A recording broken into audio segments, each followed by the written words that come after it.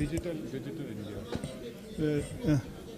I'll make it clear to you. Let's first settle down. All concerns will be addressed in a very effective manner. I know there have been certain decisions taken. I'll tell you what it is. First of all, welcome you all to this press conference on Union Budget 2016-17. Sir, on behalf of Press Information Bureau and all the media persons assembled here, my sincere congratulations to the Honorable Finance Minister, Shri Arun Jaitley ji, and his team of officers for presenting the Vikaska budget in Parliament today.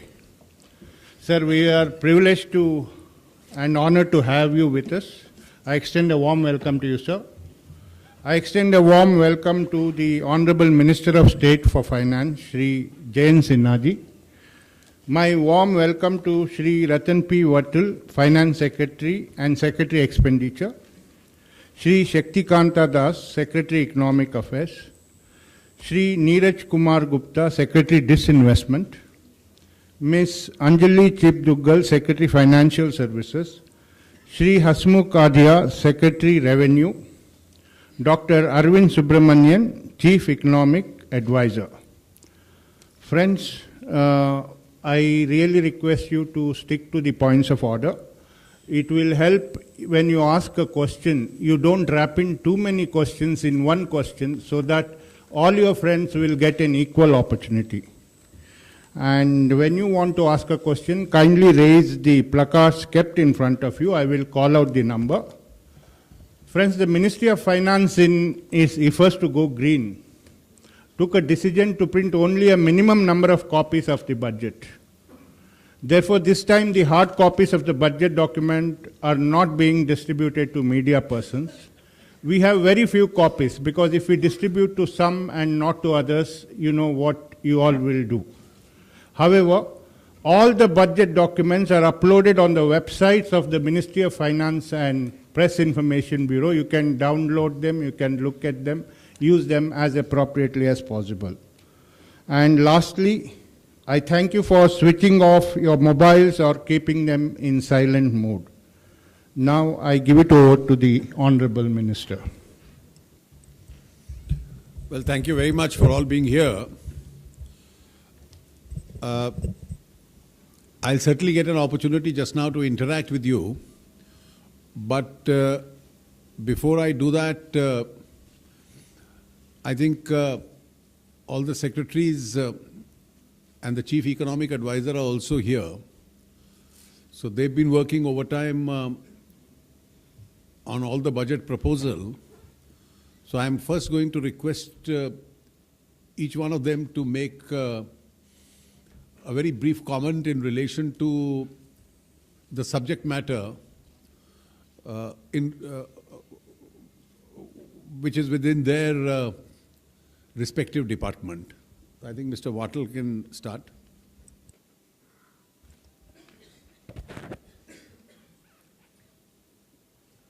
Thank you, sir. So we all heard your speech in the Parliament. I will just make a few points about three key areas which will be perhaps a matter of interest to all the media persons present over here. Number one, the fiscal framework. Number two, the capital expenditure by the centre. And a short comment on the major subsidies. Well, as was stated in the budget speech, for this year, this financial year, we are going to achieve the 3.9% fiscal deficit target. It has been done in a situation where we have not applied any expenditure cuts across departments. In fact, the revised estimates of the budget have been higher than what was contemplated at the beginning of the year, which is a first of its kind after many years. As far as the coming fiscal is concerned, the credibility and optimality arguments for adhering to the 3.5% of the GDP fiscal deficit have also been embedded in our exercise. We are going to adhere to it, and we have the past credibility of doing so.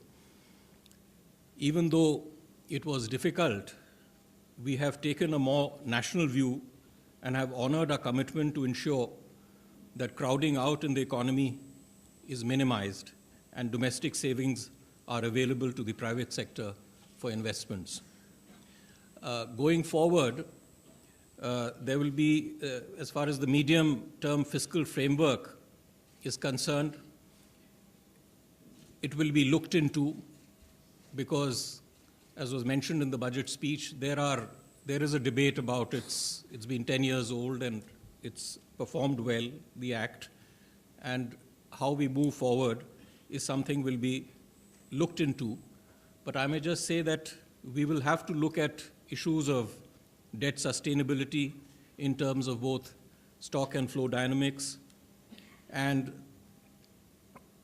also, as I said, the net effect on growth through the fine balance between crowding out and crowding in of savings. This new framework does not mean that we are going to do away with fiscal balancing. The whole thing has to be looked at perhaps from a more national point of view, where we also look at fiscal deficits of states and see the whole thing more in a more combined or a holistic manner. But that will be something for this committee to decide. The other feature which I just wanted to mention to all of you is regarding the percentage of capital expenditure, which we will sustain at around 12% of the GDP. And here, while you read the document, the budget documents, you should not just look at the direct capex of the central government, but you should also see at the capex transfer to the states from the center, which is basically, if you minus the revenue deficit and the ERD, the effective revenue deficit, you'll get that figure. And you'll find that this is a substantial figure. And last year we had attained around, or this year we are going to attain around 12%, and we are going to sustain it at that level. And the other interesting feature will be that the internal and extra budgetary resources, which is basically money coming in from the public enterprises and state-run units, that is going to be substantially increased. In the estimates of 16-17, major subsidies have been estimated around 2.3 lakh crores. That's food, fertilizer, and petroleum. We are taking a large number of measures basically to see that this amount which is being given to subsidy is efficiently spent, wastages are contained, and in this context, we will make all endeavors to see that as a percentage of GDP, these subsidies remain below 1.6% of the GDP. They were, in the year 2013-14, had crossed 2.15% of the GDP, and in the last 1.5 years, they have come down substantially, and which is a good thing. So, in conclusion, I may just say that the past performance from the expenditure management point of view and the quality of expenditure of the department of the government has been very good, and we will continue this process in the coming year with an emphasis on the agricultural sector, on equity, and on growth. Thank you. Secretary, Economic Affairs. Good afternoon. Overall, if I have to describe the budget, it's a transformative budget, it's a credible budget. I would like to highlight 3 quick points. One is that while maintaining the fiscal deficit for next year at 3.5%, we have also ensured that government borrowing requirement from the market is kept at a minimal level. It's 4.2 lakh crores of rupees. While deciding this number and while working on the fiscal deficit target, we have taken into consideration issues of debt sustainability, the medium-term and long-term debt sustainability of the government, the space that is available in the market for government borrowing so that we leave adequate resources for the private sector, and the emphasis and the necessity to ensure that government borrowings are done in a very non-disruptive manner without taking away a lot of resources from the market, and we should ensure that there is enough for the private sector requirement also. The second aspect of the budget to be noted is that it has taken a very balanced approach and it has focused on all the major challenges and the key problem areas which the economy, the macroeconomy today faces. Priority, therefore, has been given to issues in agriculture, rural development, infrastructure, spending on roads, railways, the social sector, and similar other areas. These are the major challenging areas today facing the economy, and they have been addressed very significantly. The third aspect I would like to highlight is that there are certain measures which is already, you must be aware, but just to put things in the perspective, I think there are certain structural reform measures. The first and foremost is the reforms in the transport sector, in the passenger segment. The entire system is being opening up, and there is a lot of opportunities available to improve the quality of transport for the public, the quality of road transport for the public, bring in new investments, create new jobs, and increase the overall efficiency of that sector.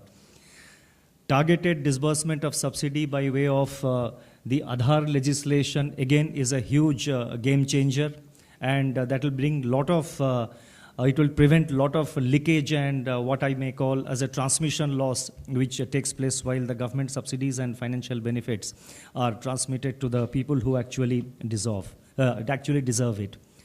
There is the code on the financial resolution. There is a code on the resolution of the financial companies. The bankruptcy law and is already before the Parliament. Together with the bankruptcy law, this legislation, the code on resolution of financial firms, they will fill up a systemic vacuum that exists in our economy today with regard to resolution of companies and financial institutions which are in distress. They will provide a framework for quick resolution and for quick revival, quick resolution, or for quick liquidation as the case may be. But the focus obviously will be on revival. So there are a number of measures like that. I don't want to take more time on that. So the budget has also given a lot of focus on structural reforms. We need to continue with the pace of reforms if we have to go back to 8% plus in the next few years. Thank you. Dr. Adya, the Revenue Secretary. Thank you, sir. My first request to all the media persons is that please go through the annexure to the budget speech, because many of the changes we have made in the indirect tax side and extensive changes have been made on the indirect tax side, which affects the domestic competitiveness of Indian industry. Those changes are hidden in the annexure. So please go through the changes which are made in the indirect side in the annexure. The second thing is that you would be wondering that how is it that in spite of giving additional allocation of 15% on the plan side, and also meeting the responsibility of OROP and pay commission, how is it that the finance minister has achieved this 3.5% deficit? Let me tell you that the target for revenue, tax revenue, which we have set, are absolutely realistic. I'll just give you some numbers. The RE figure of the current year, the target achievement we expect is 17% as per the revised estimate. So we are expecting a growth rate of 17% in the current year, the growth rate in the tax revenue. As against that, the target we have set for the next year is 11.76% only. So it is a very modest target of revenue collection that we have set for ourselves. So it is not a hyped up figure, number one. In terms of absolute number, we have set a target of 16.25 lakh crore for tax revenue. And we expect in indirect tax a growth rate of 10.8% and in direct tax 12.63%. That will be the growth rate expected. We are expecting a lower growth rate in corporate income tax, which will be 9.07%. In case of personal income tax, we are expecting an 18% growth rate in personal income tax. Now, these are some of the figures I wanted to give you. Couple of things. One is the income declaration scheme, what we call IDS.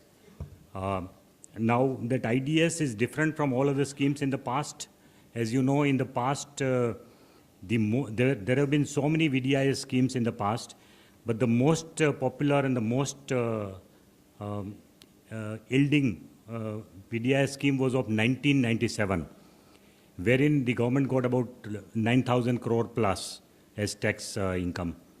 Now, this scheme is different from all other schemes in the sense that in other schemes, there was no extra amount taken apart from 30% tax rate. In 97 scheme, they had said, if you are an individual, pay 30% and that's it. And if you are a company, pay 35% and that's it. But normally companies don't declare the black money, only the individual declare. So 30% was the rate taken. This time, it is different. We are saying 30% plus 7.5% penalty plus 7.5% Kisan surcharge. So a total of 45% is what they are supposed to pay. That is one. There is a limited window given for this particular IDS scheme, 1st June to 30th September. That is one. The second thing is I want to talk about is the uniform treatment for NPS and EPF and other schemes. Now, there are basically three types of schemes. One is superannuation fund scheme. The other is recognized provident fund, including EPF. And the third is NPS. The tax treatment for all three are different today. In case of superannuation fund, the employer's contribution up to 1 lakh is completely exempt at the time of withdrawal.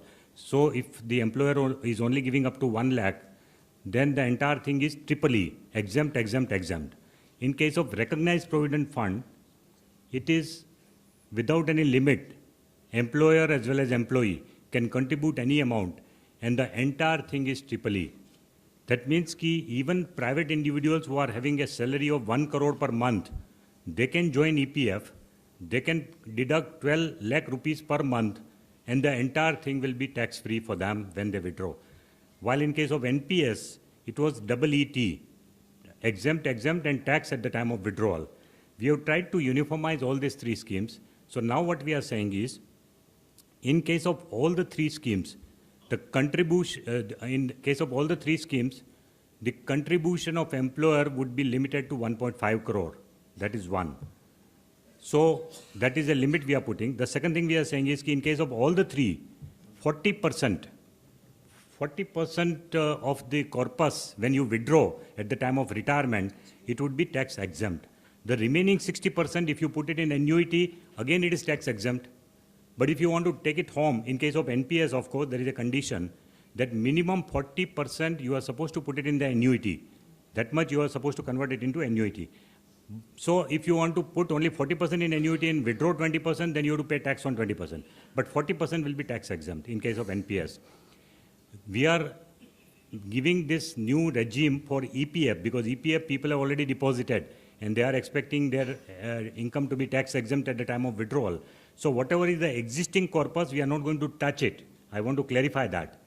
But from next year, if anybody, any rich employee also wants to contribute to EPF, his contribution of his employer will be only limited to 1.5% plus his own contribution, 1.5.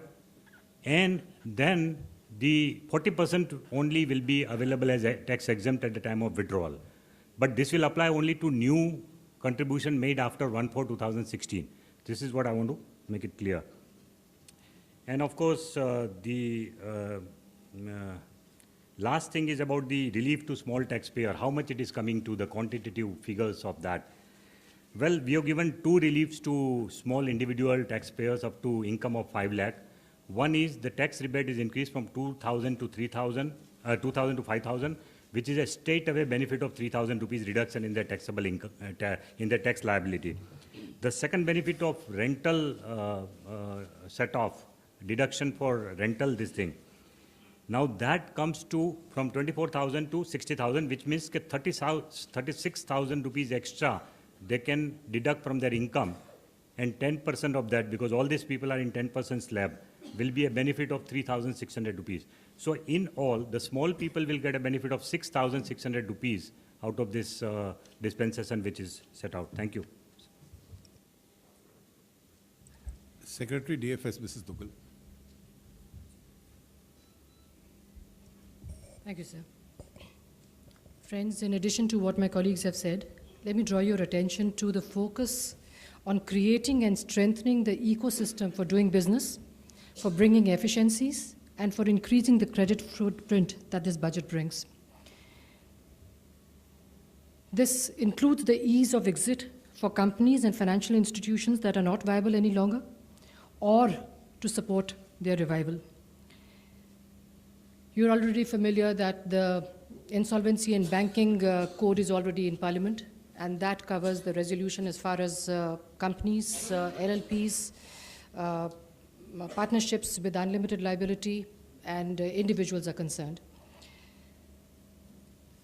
This budget intends to bring in a fairly formidable agenda as far as resolution of financial firms are concerned, as far as illicit deposit-taking schemes are concerned, as far as strengthening of SARFAESI and the RDDB-FI, which is commonly known as the DRT Act, are concerned. It brings in certain ARC-related provisions which cover pass-through, which cover holding up to 100% by sponsors to bring in greater participation, which brings in non-institutional investors as well. Apart from all of this, we are looking at bank consolidation. We are looking at listing of insurance companies for greater participation, for greater transparency.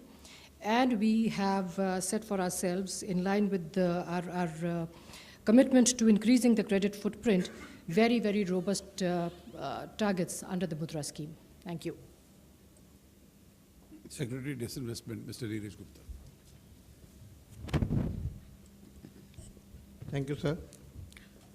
So the very fact that the government has changed the name of this department from disinvestment to investment and public asset management, it underlines the new policy approach of the government for management of its investment in CPSEs. It is not merely disinvesting, it is really using, leveraging, and really efficiently using these resources for economic growth and fresh investment in the segments. Various linked issues which all lead to market capitalization of these CPSEs, there has to be a policy convergence, so that has been underlined in the statement of Honorable FM. There is a stress on strategic as well as minority stake sale. The policy and prescription mechanism for strategic disinvestment is already in public domain. It has been uploaded on the website. So that is now available, and it's a fully well laid out document which has been approved by FM. And as far as targets are concerned, we hope and we are very sure that we will be having best endeavor to achieve these targets. Thank you.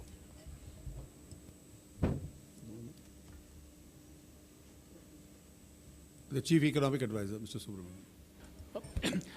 I'll just make a couple of points because my colleagues have covered it. One, I think the point I would make is that, the commitment to macro stability is reflected both in the fact that the fiscal anchor and the monetary anchor are secure. The fiscal anchor by retaining the 3.5 and the monetary anchor because, the Monetary Policy Committee that's going to codify, the successes in inflation, that's also going to be given a legislative form. That's point number one. Point number two is, in deciding the target, there was this, tension between, credibility, consolidation, and the growth. And in some ways, I would argue that both targets have been completely met, the credibility target as well as the maintaining the growth target. because the deficit is going to be achieved with very minimal increases in the aggregate tax to GDP ratio, so that essentially, if you look at aggregate demand from the government, is actually going to be quite strong and not, in fact, come down to the extent reflected by the fiscal consolidation. So, in a sense, I would say the finance minister has pulled off a magic trick here by getting both consolidation and growth. And the last point I would say, of course, is that the JAM agenda has been really given a really great impetus with the Aadhaar bill, which means that the whole JAM agenda, not just today, but going forward, can really be, accelerated going forward. I think the MOS, Mr. Jayant Sinha, will highlight one point. Yes, I just wanted to highlight one point which has not come up so far in the discussions, but is very resources that they require to truly be world-class universities. This also is a game-changing step that we brought forward in this budget.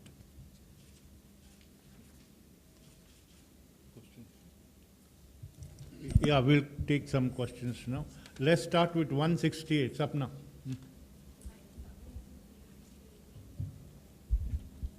So there's a lot that's been spoken about consolidation in the banking sector. Apart from the fact, of course, that other quarters had a lot of expectation that the 25,000 crore, PSB recap might actually be stepped up. You have added a caveat there. So what's the game plan here in terms of consolidation? Because it's not an easy thing among the public sector space. And one quick question, sir, on the FRBM roadmap going forward.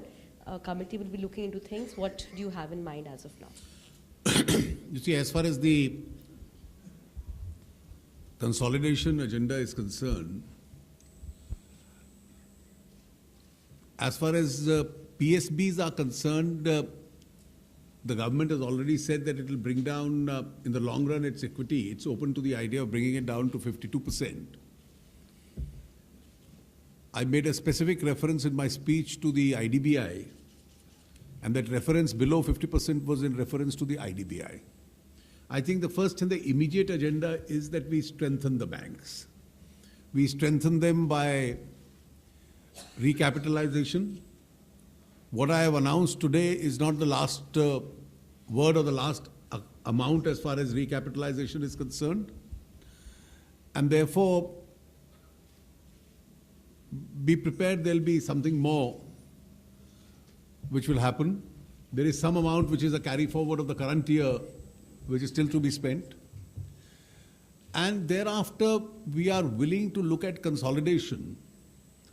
Consolidation among subsidiaries, consolidation of subsidiaries with principal bank, consolidation of weak bank with strong bank, subject to that overall 52% discipline that we've laid down for ourselves. Now, as far as the FRBM is concerned, both the Finance Secretary and the Chief Economic Advisor have just explained that we've carried on a big debate, and this was in fact, I was glad that this dominated the center stage in the last couple of weeks. Revise the target. Now, as it turned out to be, because of various factors, we realized that even this year we could meet the target and also keep to the financial discipline itself. There were not two, but there were three different opinions. There were the purists who wanted the 3.5 to be strictly adhered to. There were those who said spend more. It doesn't make a difference if it's marginally altered. And there was a third view of people who said this year stick to 3.5. But at the same time, for the future, just review whether you should always have a figure or you should have a small range. Because economic circumstances globally keep on changing. And therefore, should we curtail growth because we've committed ourselves to a figure? Now, we haven't been able to form an opinion on the third issue. So all I have said is that while we stick to 3.5 this year, and it is eminently achievable, we look at the possibility by getting some experts to advise us. That's where it stands. Yeah. Hi, sir. I'm Shubham Batra from Cogensis. Sir, I have two questions. The first one Everybody is... should ask only one question. Okay, sir. The only question Not that two I have in the is- garb of one. Yeah, yeah. So the question is, your fiscal prudence has widely been applauded by the markets. How soon do you expect now the Reserve Bank of India to react with the rate cut?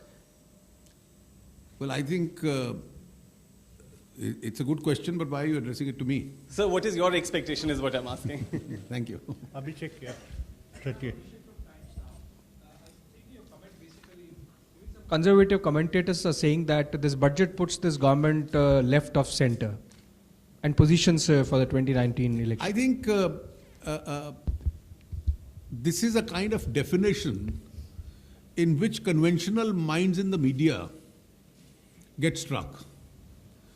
This budget deals with the reality of India.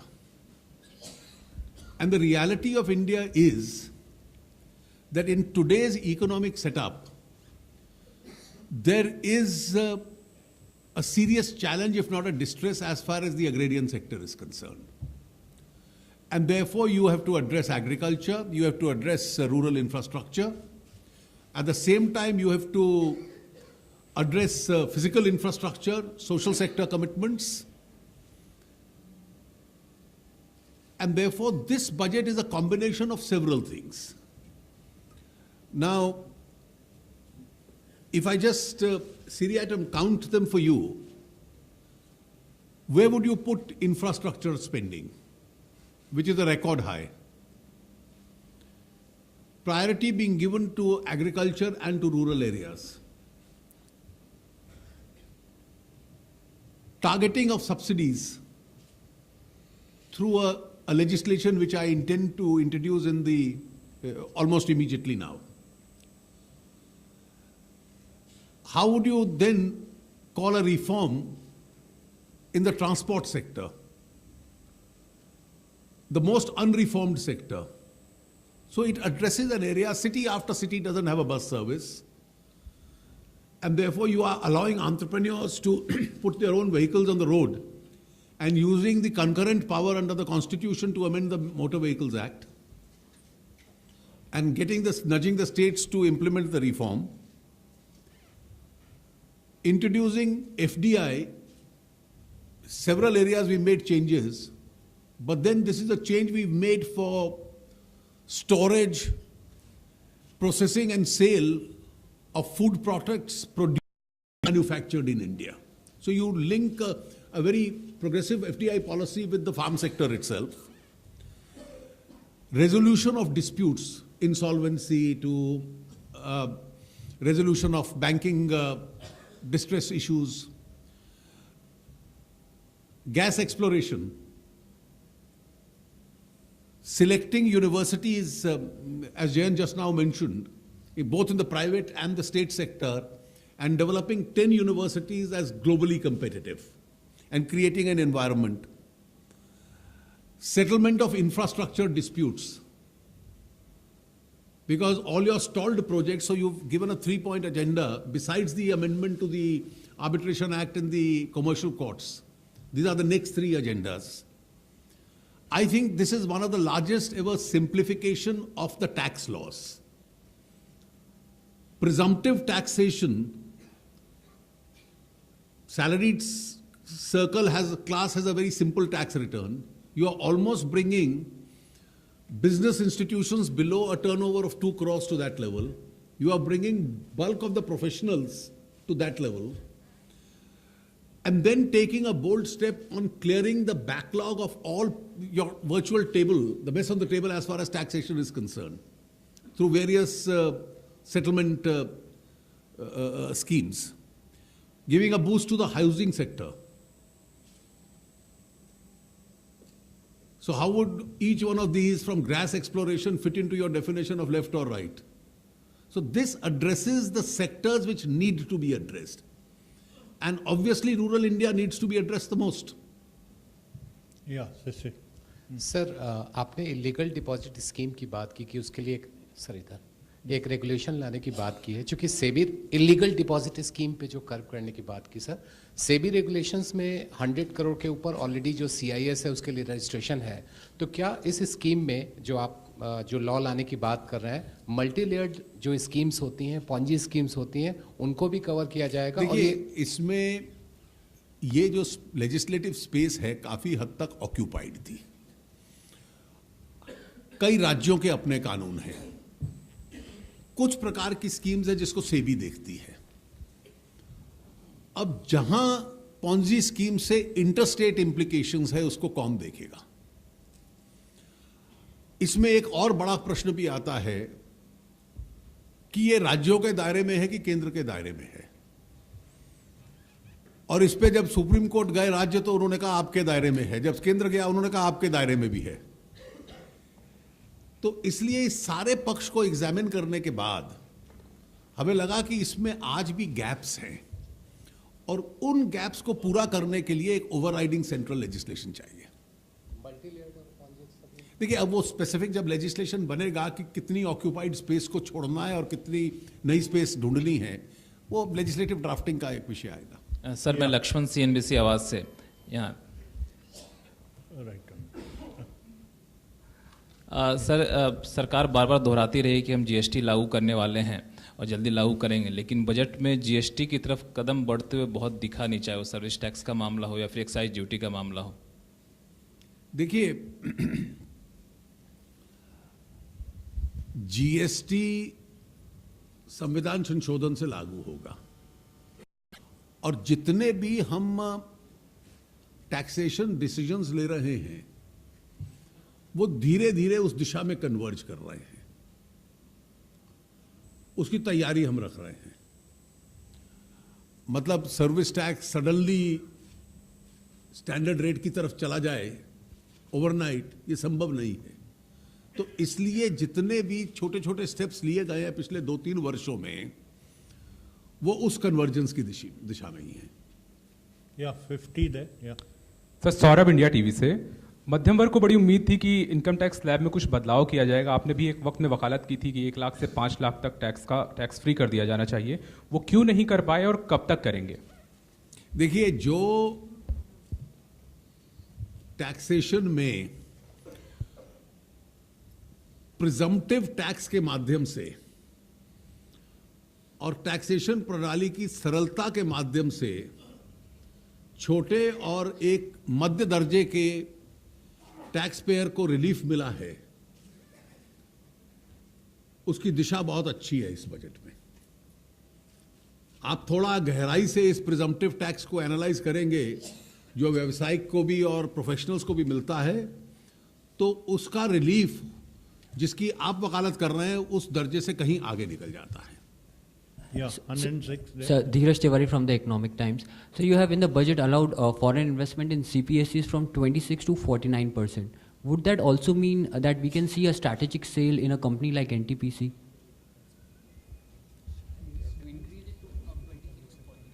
No, we have not said so. We have not said with regard. No, what we have said is that now when there is an investment, it requires a prior approval of the government. Every time there is a foreign investment coming into a CPSU, which is going beyond 26%, it has to come to the government for clearance. So what the budget has announced is that that kind of clearances will not be required, and up to 49% foreign investment can automatically come into CPSEs in the permitted sectors. Yeah, 34. Yeah, Parsa from DNA. You have acknowledged that there is a global economic crisis, and your very generous allocations in the different sectors should stimulate domestic demand as such. But do you think that you will be able to keep the Indian economy immune from the external storms? Well, I don't have to acknowledge that there is a global crisis. The whole world is acknowledging that. That's a reality. And obviously, Indian economy is integrated with the world, and therefore some areas of what's happening elsewhere in the world will impact on us. And therefore there is a specific paragraph, if you see towards the initial part of the budget, which says how do we build up firewalls that we are able to resist the impact of the global situation to the maximum and the best of our ability. Yeah, Ruchi. Sir, I'm Ruchi from ET Now. You've spoken about DBT on fertilizers, a pilot project that you'll start. Even the chief economic advisor in the survey said that it is the mega rich who are getting the subsidies, close to 1 lakh crores. You've spoken about legislations of subsidy targeting. Could you elaborate on that? What is this legislation going to really have? You see, since this legislation is going to be introduced in the next couple of days in Parliament, I think Parliament has the first right to know about the legislation. All I can tell you is, to the extent that it is mentioned in my budget speech, that it keeps away from issues which arose in the context of the earlier Aadhaar issue. And the principal purpose of this legislation is that wherever monies are spent, either from the Consolidated Fund of India or from the state governments, then you can, in order to target that, you can make Aadhaar necessary. You will also ensure that the same person doesn't, the right man gets the benefit and the same person doesn't get the benefit several times over. Yeah. Sir, this is Surabhi from the Hindu Business Line. Sir, you in this budget you've announced 2 new cesses. So as we're moving towards GST, which is a single levy, does the introduction of these 2 new cesses? You see, the finance minister has an onerous job. He has to spend more and still maintain 3.5. Therefore, he needs resources. And once the GST comes, obviously, the cesses will be subsumed. But till it hasn't come, resource mobilization is necessary if one is to spend more. Sir मैं आलोक प्रियदर्शी हूँ जी business से sir सरकार ने इस budget में announce किया है कि जनरल एंटी अवॉइडेंस रूल को 2017 से फिर लागू करेगी 2013 में यूपीए सरकार भी इसको लेकर आई थी, लेकिन किन्हीं वजहों से वो लागू नहीं हो पाया निवेशकों के डर से। अभी सरकार के पास ऐसा क्या ग्राउंड है जिसकी वजह से आप लोग सोच रहे हैं कि गार को लागू किया जा सकता है? देखिए, इसके पीछे बाकी पूरे विश्व में ये एक आधार बन गया है कि अवॉइडेंस और इवेजन के बीच में डिवाइडिंग लाइन बहुत थिन है। अवॉइडेंस भी इवेजन होता है, और इन रूल्स के पीछे जो टैक्सेशन फिलॉसफी है वो यही है।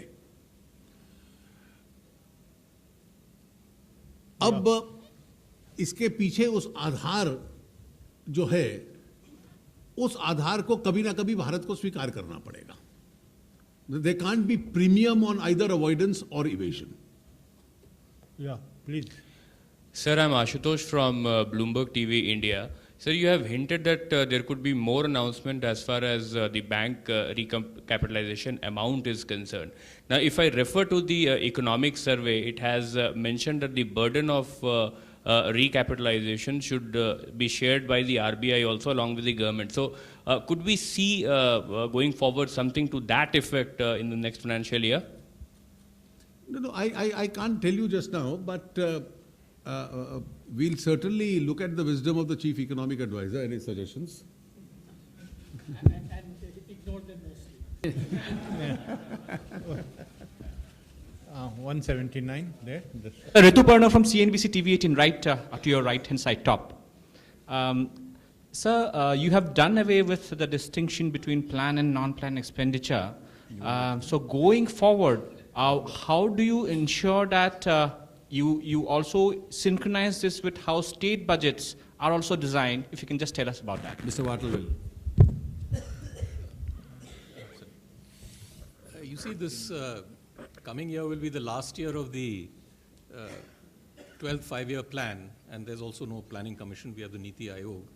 So there's been a lot of thinking which has been going on in the Ministry of Finance, and some groundwork has already been done, in which some committees have been formed to really see how, and this is really the CGA's office, the Controller General of Accounts, he'll be looking at this. He's piloting some committees.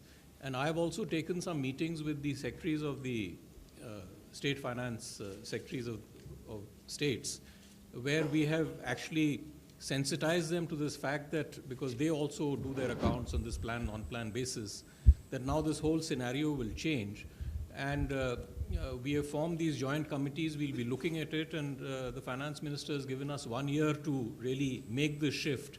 So it's really 17, 18 where we'll be looking at this entire thing, and we'll have to work very closely with the Niti Aayog also, because there has to be an inbuilt system of planning of some sort, sectoral or otherwise, which has to be put in. So it's a more focus will come into this area, but some groundwork has already started. Yeah.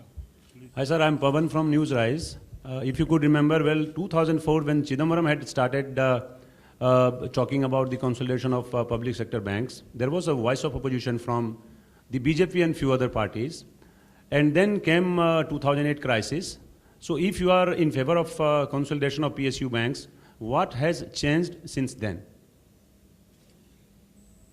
Well, I think the reality and the performance and the situation of the banks itself calls for action. Yeah, please. BBC News.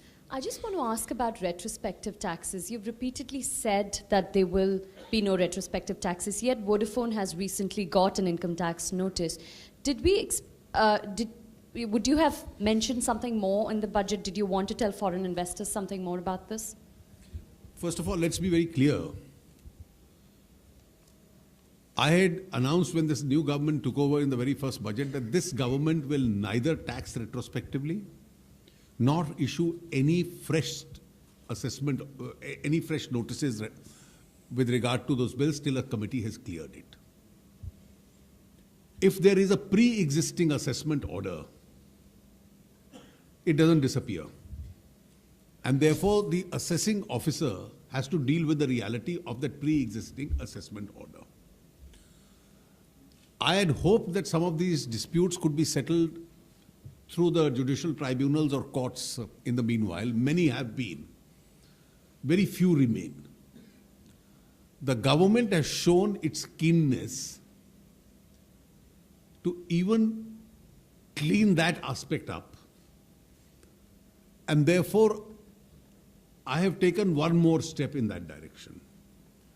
And that step has a good rationale behind it. Even under the old retrospective laws, for this government is a legacy issue, since the assessee says, I was taken by surprise by retrospective legislation, there's a rationale not to have penalty and interest. So the law itself provides for a settlement on payment of principal, those who want to avail of that cause. So this is one extra step that I have taken in order to clean up the legacy. Yeah, Geeta. Geeta Mohan from NewsX, sir. You, in your speech, said that the political environment has unsupported. Now, when it comes to reforms agenda, we see the opposition has stalled quite a few reform bills. And I asked this because you spoke about cess and you said that it will be subsumed when GST is in place. But the most criticism that has come today is with regards to the cesses that have been imposed by the government, calling it a cess government. Well, I've been able to understand the question. Governments survive on revenue. If those who coin phrases of this kind can tell me an alternate methodology of spending more without charging taxpayers. So I'll be very grateful if I'm educated on that aspect of governance. Hi, sir. My name is Aftab. I'm from Newsrise. I just wanted to know two things: the government's target for growth for the next fiscal and government's oil price assumption for the next fiscal. Well, I am not moving on any assumption. As far as the growth targets are concerned, the economic survey has already referred to them. Sir, Prashant Mukherjee from New Indian Express newspaper. Yes, sir. Sir, you have changed the name of the Department of Disinvestment. So, is it? Don't you see? Is it as a sign of a failure since the Department of Disinvestment has never met its target, and you in your last year's budget have increased substantially your target for disinvestment? First of all, is it the reason that you have not mentioned any target for this year as well?